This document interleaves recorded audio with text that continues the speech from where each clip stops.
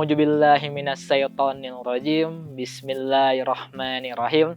Assalamualaikum warahmatullahi wabarakatuh.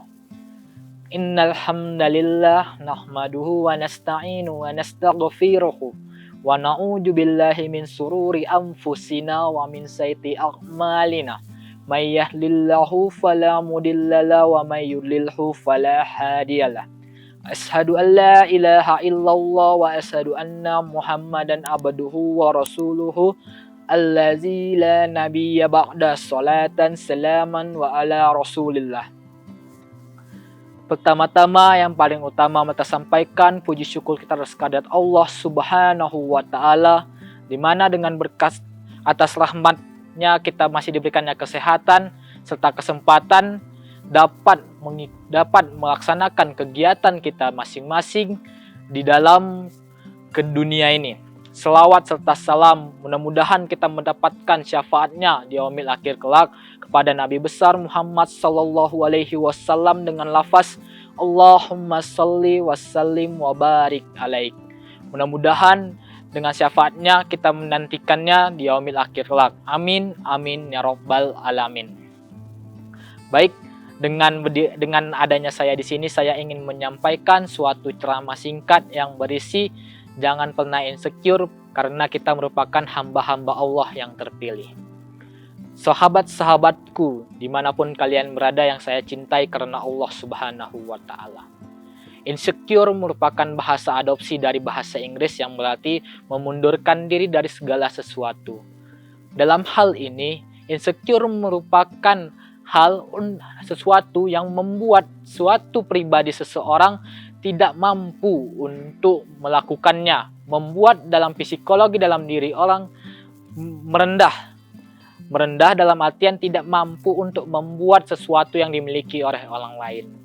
Nah, saudara-saudaraku sekalian, di dalam hal yang menjadi permasalahan kita ini, kita terjadi karena di masa kita dari masa beranjak remaja hingga dewasa. Hal ini dialami karena kita menginginkan untuk mengenang bersama-sama dari masa remaja kita, melakukan sesuatu hal yang harus kita dapat konsistenkan antara kehidupan dan di dunia dan manfaatnya di akhirat. Nah, dalam hal ini yang menjadi permasalahan dalam insecure ini menjadi 3 pokok permasalahan yang harus dapat kita lakukan, yaitu psikologis atau motivasi dalam diri kita untuk terus berjuang melakukan sesuatu. Yang kedua, percaya diri dan terus bersyukur terhadap dalam diri kita. Dan yang ketiga, memiliki sifat ambivert. Saudara-saudaraku yang saya cintai karena Allah Subhanahu wa ta'ala. Yang pertama, psikologis dan motivasi dalam diri kita untuk terus berjuang. Dalam hal ini kita harus mengatakan kepada diri kita bahwa kita mampu untuk menjadi yang terbaik dalam diri kita. Dalam artian, buanglah segala stigma negatif di dalam diri kita yang mengatakan bahwa diri kita tidak mampu untuk melakukannya. Saudara-saudaraku, sekarang mulailah tanamkan dalam diri kita percaya diri. Dan percayakanlah bahwa semua Allah telah menentukannya. Di dalam hal ini, Allah telah menentukan kepada diri kita postur kelebihan dan kekurangan yang ada dalam diri kita tersebut. Nah, untuk kita terus percaya diri dalam diri kita harus percaya bahwa apa yang di dalam diri kita merupakan potensi yang ada pada kita. Potensi yang harus kita kembangkan, potensi yang harus kita salurkan melalui ekstrakurikuler, melalui perlombaan-lombaan olimpiade yang dapat membuat diri kita menjadi lebih baik untuk kedepannya. Nah, untuk itu mari kita melanjutkan untuk dalam pembahasan yang kedua, yaitu percaya diri dan terus bersyukur di dalam diri kita. Percaya diri dalam artian kita dapat melakukan sesuatu yang menunjukkan bahwa diri kita ini mampu untuk membuatnya. Dan terus bersyukur atas nikmat Allah yang segala berikan. Sesungguhnya pernah dibilang oleh Nabi Idris alaihissalam bahwasanya sebesar apapun kita bersyukur kepada Allah Subhanahu wa ta'ala tidak akan sama dengan nikmat Allah yang diberikan kepada kita. Mau sebesar apapun kita melakukan syukur pada Allah, tidak pantas, tidak layak ataupun sama dengan nikmat Allah yang telah berikannya. Dan dalam Quran surah Al-Baqarah dia katakan la yukallifullahu nafsan illa usaha laha maktasabat wa 'alaiha maktasabat. Sesungguhnya Allah tidak akan memberikan suatu cobaan kecuali sesuai kemampuan dari hamba-hambanya. Terus lantas kenapa kita tidak harus bersyukur dengan segala hal yang ada diberikan oleh Allah? Dan yang terakhir teman-teman, yaitu sifat yang ambivert. Sifat apa sih ambivert ini? Yang biasa kita tahu hanyalah extrovert dan introvert.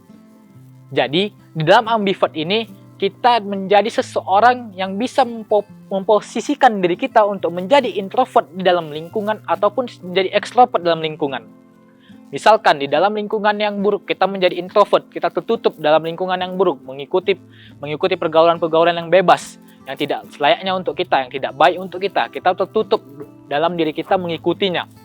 Dan kita menjadi ekstrovert ketika kita berada dalam organisasi, dalam ekskul yang mengembangkan di dalam diri kita. Percayalah bahwasannya dengan kita memiliki sifat ambivert ini, kita dapat memposisikan diri kita sepantas-pantasnya tempat dimanapun kita berada. Jadi, kita harus menjadi seseorang yang dapat meletakkan diri kita dimanapun. Dengan artian, di mana kita pepatah mengatakan, di mana kita bumi dipijak, disitulah langit kita dijunjung. Mungkin teman-teman sekian dari ceramah kita kali ini tentang bahwa kita tidak sepantasnya sebagai hamba Allah, hamba-hamba yang terpilih, insecure, ataupun tidak mensyukuri segala nikmat yang diberikan Allah. Mulailah sekarang tanamkan, mau jadi apa kita kalau kita melihat untuk menjadi orang lain. Cukup menjadi diri sendiri agar menjadi yang terbaik di dalam diri kita. Mungkin sekian yang bisa saya sampaikan. Apabila ada kesalahan, saya memohon maaf. Dan hanya kepada Allah lah saya memohon ampun. Akhirul kalam. Wabila taufiq wal hidayah. Wassalamualaikum warahmatullahi wabarakatuh.